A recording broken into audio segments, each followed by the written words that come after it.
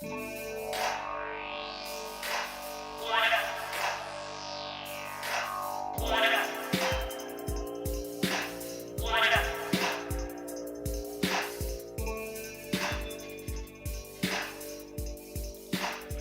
there, everyone, it's Phil.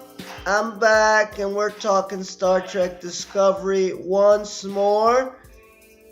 It's Season 2, Episode 5, Saints of Imperfection.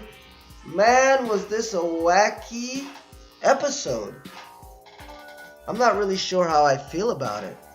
I was entertained, but at the same time, it was like the writers were just smoking something. They were smoking something a little better than in that Klingon episode, I'll give them that much. But they were definitely smoking something, and I kind of wish I were too as I watched it, because I think it would have made it 10 times more enjoyable than it already was. Like I said, I did enjoy it, but it was wacky.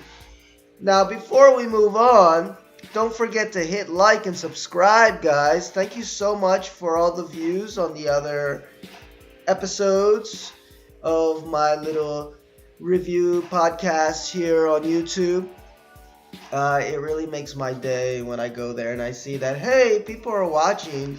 I mean, I'm not up there with the big shots, with like 6,000, 7,000 views, but who knows, maybe one day.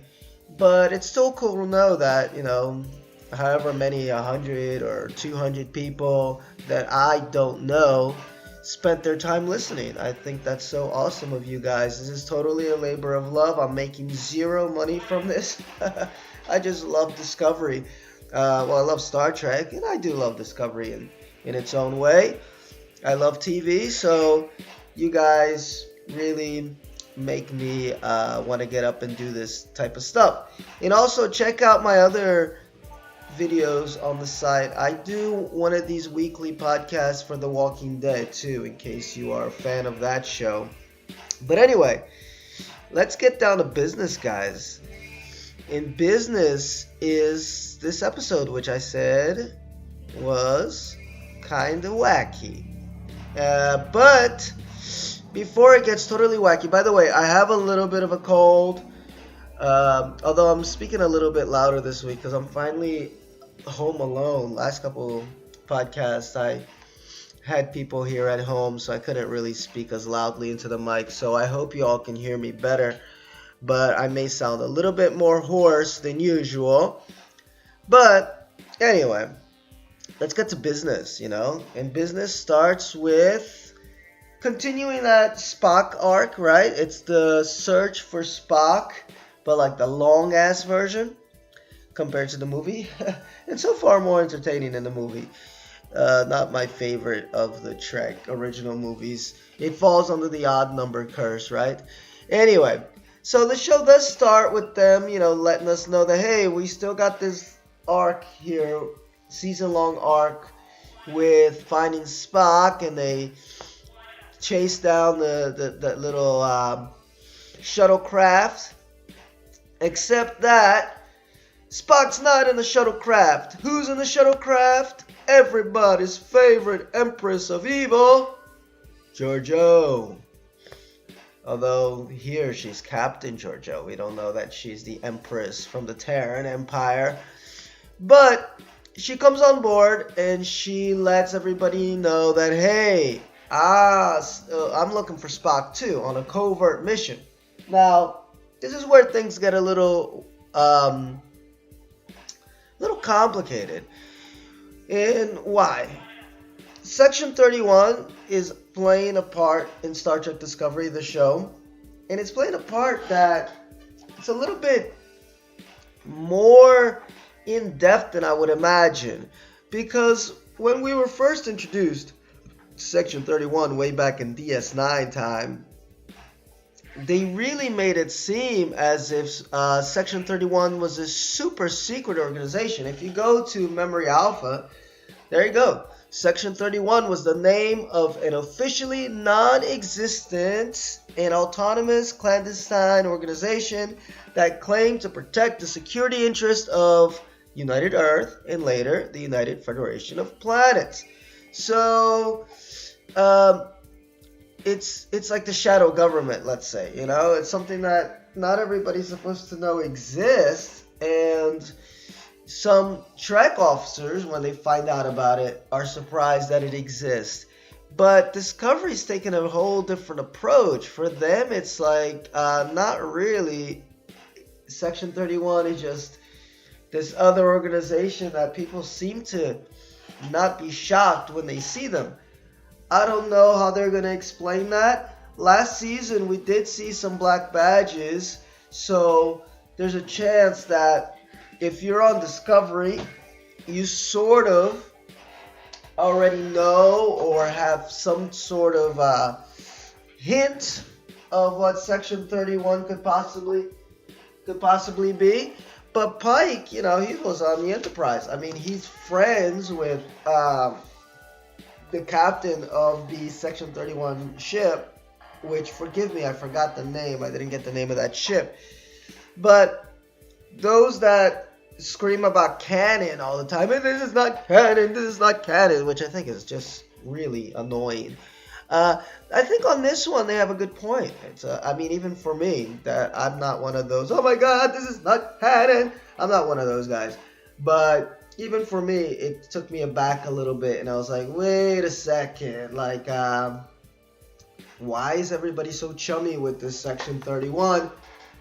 The writers keep saying they're going to explain everything. So far, they've kept their promise, though, as we're going to see with something else that happens in this episode, of how it all ties into canon. But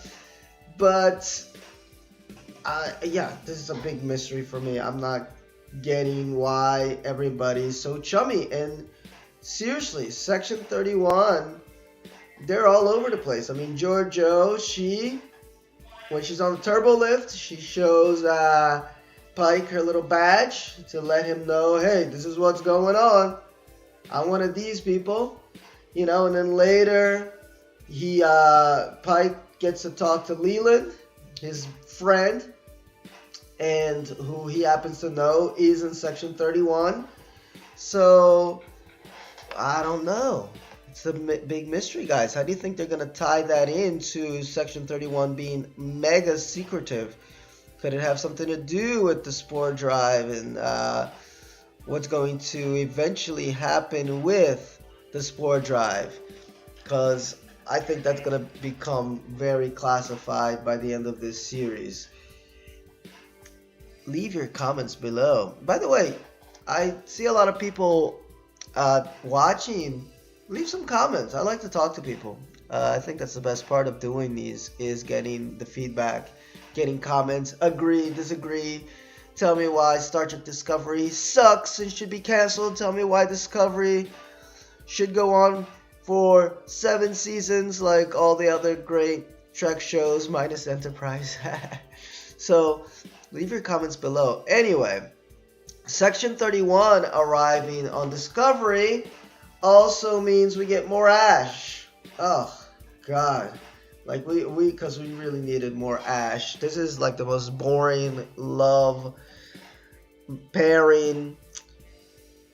I think, well, there's been a lot of love pairings in Trek, but I think this is one of the worst. For me, it's one of the worst. I mean, maybe Troy and Worf, that was kind of odd. I think that was kind of shoehorned in just because they're like, hey, we got to do something. It was, what was that, season 6, season 7 of Star Trek The Next Generation? I mean, Riker, Troy, that was hot. They had chemistry. These guys, man, zero. You got two people that are uncharismatic, trying to have chemistry with each other. It's just the pits, man. It's the pits. But he's put on the Discovery as a liaison officer from Section 31. And again, look, he's walking around with the badge like it's nobody's business. I don't get it. Now, another thing that happened is that during a very intense moment later in this episode, he taps on the badge, TNG style. And Pike makes a comment, where'd you get that type of communicator? So we see that they've got a lot of advanced technology. Some people in some forums got upset by that. I didn't. I mean, I can buy that part of Section 31, which is the fact that, hey, these dudes, they've got technology we can't even imagine. Think about like Area 51 now, here in our current time. Those conspiracy theorists who think that if, if the alien ship, the UFO that crashed at Roswell, there was some reverse engineering. The U.S. Army got a bunch of technology, and yes, we have cloaking devices now. We have ability to travel near light speed now, and all these things. Who knows what type of technology the government already has that we're only going to see in another 20 years, or maybe even longer. So, oh, my dog just came and said hi to me. Sorry, guys. He's like, what the hell are you talking about? Anyway, feed me, feed me.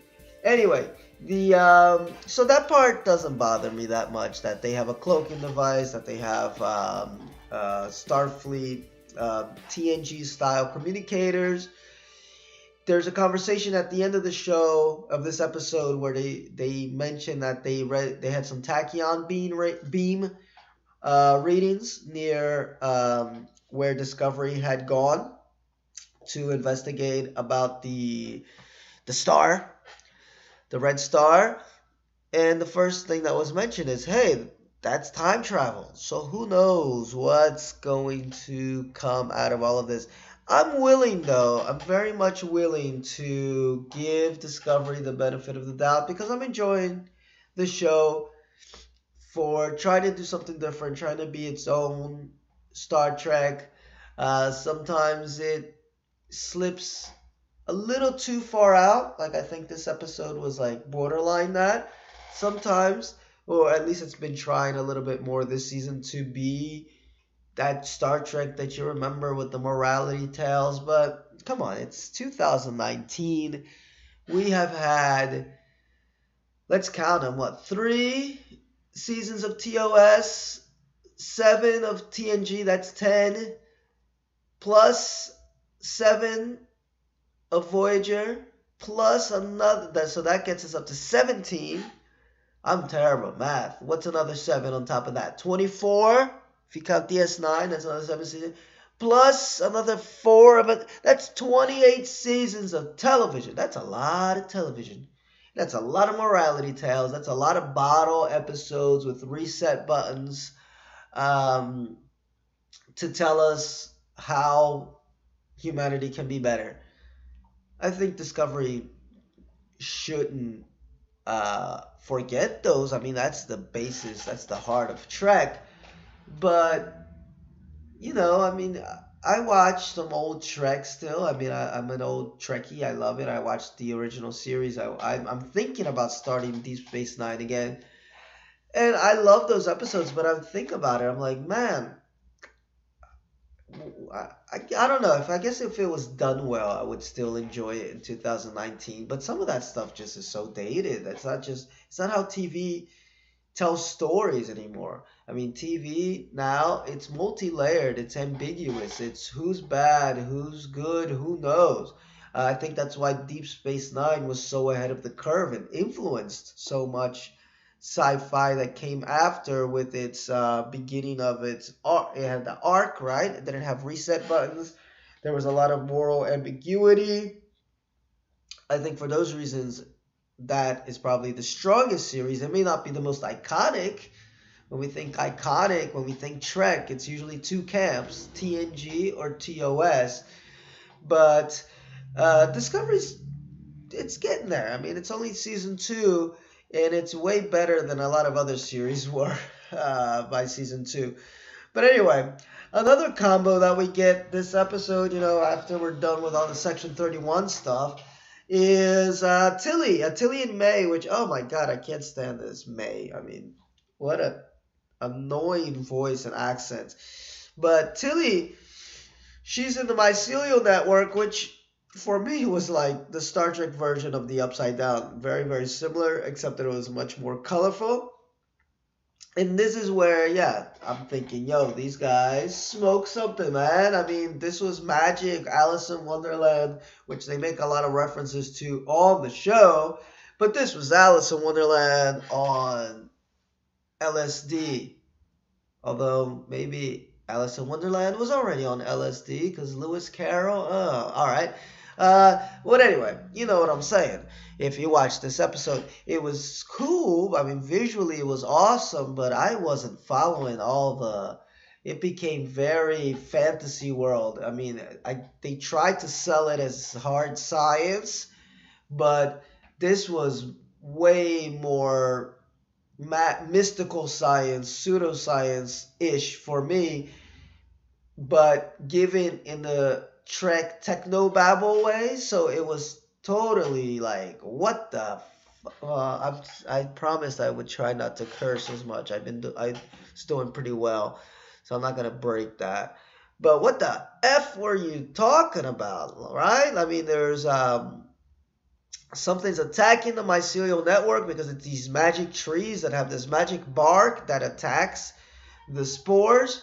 Um, but wasn't she after Stamets? They didn't really explain that because we'll get it. We'll see in a minute that there's somebody in the mycelial network which is attacking them, quote unquote.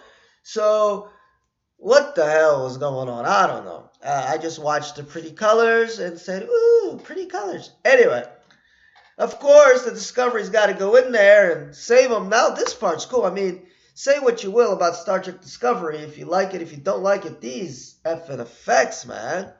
This is a screenshot, obviously, but if you watched it in HD, I mean, this was gorgeous. The scenes of the ship, you know, so they decide, hey, we're gonna do a half jump, so we're half in the mycelial, half out again, whatever. uh, and gonna try to save Tilly because there's a chance that Tilly's alive. And again, we find this out through some weird mystical techno fantasy science babble.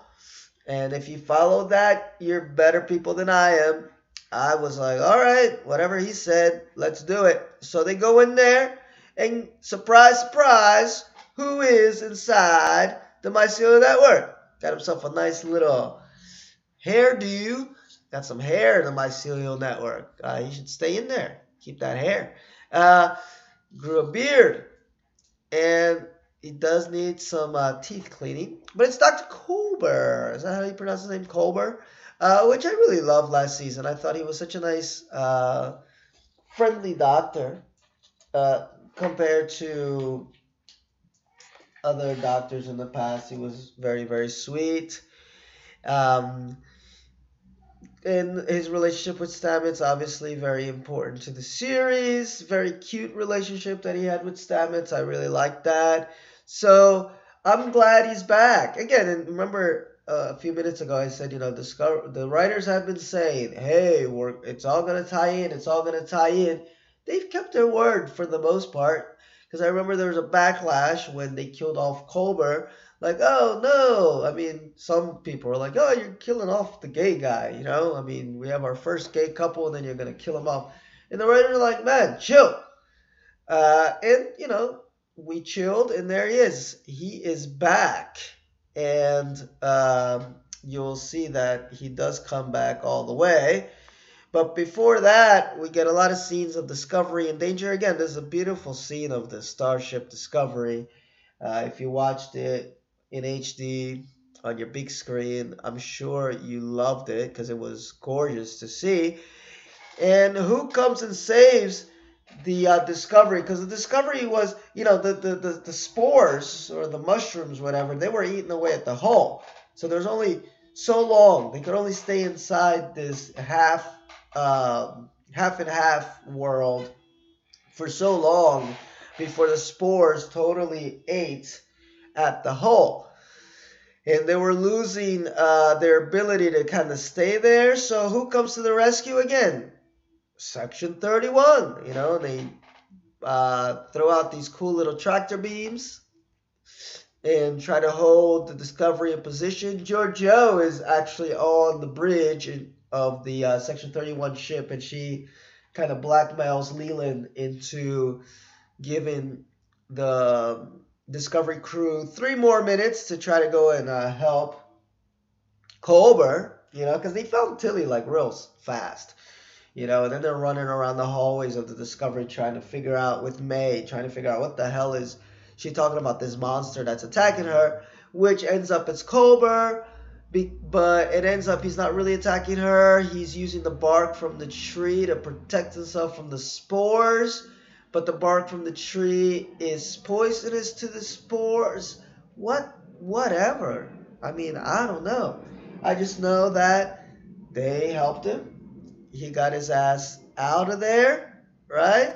But only after endless talking, and again, more of this whatever the hell they're talking about, who the hell knows. But it seemed like it felt endless. I know they had like 5 minutes left, and then they got a 3 minute extension. I did time it. Like after the 3 minute extension, they did kind of really get out of there in 3 minutes, but it felt like 10 that they were in there just discussing how to get Colbert out, because it ends up that he was animated, recreated within the Spore network, so he could exist in the Spore network as a real life, that's really him, but he couldn't get the hell out. So they came up with a plan that involved DNA. Like, okay, if we send his DNA into the Spore world, and then you can send him out through the cocoon. Anyway, it all culminates in some Colbert ass, which I was like, oh shit, this is not kid-friendly Star Trek. Okay, in fact, the BS is said a little later. Bullshit. As long as the character said it, I guess I can. But Culver's back. I mean, that part's cool. I liked him in the first season. In this new Doctor is just like whatever. But anyway, then we're back in the Section 31 ship, which has been emptied out for whatever reason. They're on the bridge, and look, it's Cromwell. She's back, so she knows about Section 31 too. Like everybody seems to know about Section 31. It's not, it's about as I think my my date of birth is more secretive than this. I mean, anybody that knows me personally knows I don't celebrate birthdays. So uh, good luck trying to find out my birthday. I think that's a more closely kept secret than Section 31, because everybody and their grandma knows about this effing Section 31. So Cromwell comes there and she tells Pike and Leland yo, we're on the same side. We have different methods. Y'all have different methods, but you got to get your shit together and work together. And then she says bullshit. So there you go. So from 23-minute mark, and I am releasing the shit word. Okay, the S word, the shit bombs. And it's a cool little scene. They exchanged intel, and now they're gung ho on looking for Spike. Not Spike. I did that the other week, man. I did like a mix of Pike in Spock. They're looking for Spock. All right. Anyway, that's the episode. I mean, it was a very simple story, just like basically just get Colbert back and let everybody know that Section 31 is part of the mission now. But nothing. Well, I can't say nothing incredible happened, because the incredible thing is Colbert's back, but nothing like, wow, this is like something I had been wanting to see for so long happened. I'm glad Section 31 is getting its own series. I mean, this is definitely a setup season for that, because of how much we are seeing of them. And so, it is what it is, guys. Let me know what you thought of this episode. I give it like a 3 out of 5. A strong 3, not a weak 3. Because again, it wasn't bad. It was definitely entertaining, although it took about into the halfway mark for me to really invest in it, in the adventure of it. The beginning was a lot of talking and, well, a lot of talking. I'm saying that like that's a bad thing. No. Sometimes the best Star Trek episodes are a lot of talking, but a lot of plot exposition via talking, which is the worst thing you can do. By the way, oh man, I mean, I know she's the lead, I know she's the star of the show, but man, oh man, those Burnham voiceovers in the beginning and the end, my God, they're horrible. I'm sorry, guys. I mean, for me, she's just not charismatic. And I didn't like her way back in the day with, The Walking Dead. She's better this season than she was last season. She has moments where I'm like, oh, there you go. She's kind of cool. But for the most part, it's like, oh, those voiceovers kill me. I think I went to get cereal while she was doing her voiceover at the start and probably got more cereal during her voiceover at the end. It makes me miss those very quick, captain's log, stardate, da da da da da. We have just arrived on the planet, whatever, an M class planet due to a distress call. Boom, start the story. Right? It makes me miss those. That I will admit. But that's it. Thanks for watching. Please like and subscribe to the channel, guys. I really dig your support. It's what gives me the impetus, to get up and do these even when I got a cold. Uh, and it's a lot of fun. I mean, Star Trek is Star Trek. It's a lot of fun. This series is out there, but it's enjoyable at the same time. So have a great one. Live long and prosper. Let me know your feelings about this episode, how it ranks as far as this season. I know I read it on another site. Some guy said, "Hey, this is the best Star Trek episode ever." And I'm like, okay, whatever. I would put it above the Klingon one, but I guess it would rank number 4 for me if we go. We got 5 episodes, so the Klingon one would be the last 5. This would be 4. The pilot probably 3. New Eden 2, and then last week would be number 1 definitely. But that's it. Have a good one. Goodbye.